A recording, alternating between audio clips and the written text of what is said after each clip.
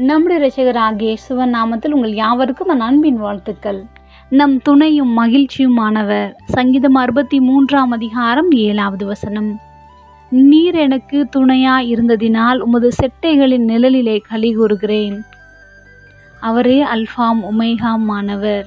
நம் வாழ்க்கையில் ஆதியும் அந்தமுமானவர். அது நம்முடைய சந்தோஷமான உயர்வுகளோ சங்கடமான மன உளைச்சல்கள் நிறைந்த சூழ்நிலைகளாகவோ இருக்கலாம். எல்லாவற்றையும் அவர் அறிந்திருக்கிறார். யாரெல்லாம் அவருடைய செட்டைகளின் நிழலிலே அவரே துணையின்றி வந்தார்களோ அவர்களுக்கு ஒரு நிறைவான பலனை அவர் கொடுத்தார்.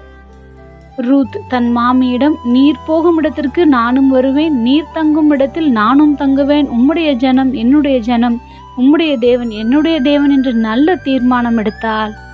அவளுடைய செய்கைக்கு தக்க நிறைவான பலனை கர்த்தர் கட்டளையிட்டார். ஆம், நாம் உயர எழும்ப முடியாத சூழ்நிலைகளிலும் கழுகுகளுடைய செட்டைகளின் மேல் நம்மை சுமந்து அவரண்டையில் சேர்த்து கொண்டார். தேவனுடைய கிருபை எவ்வளவு அருமையானது!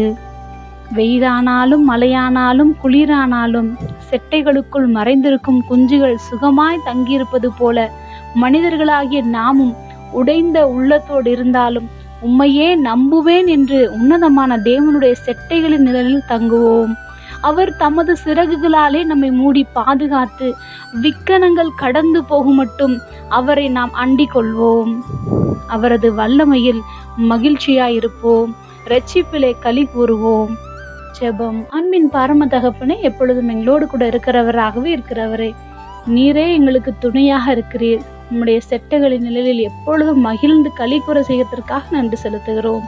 இயேசுவின் நாமத்தில் பிதாவே, ஆமென்.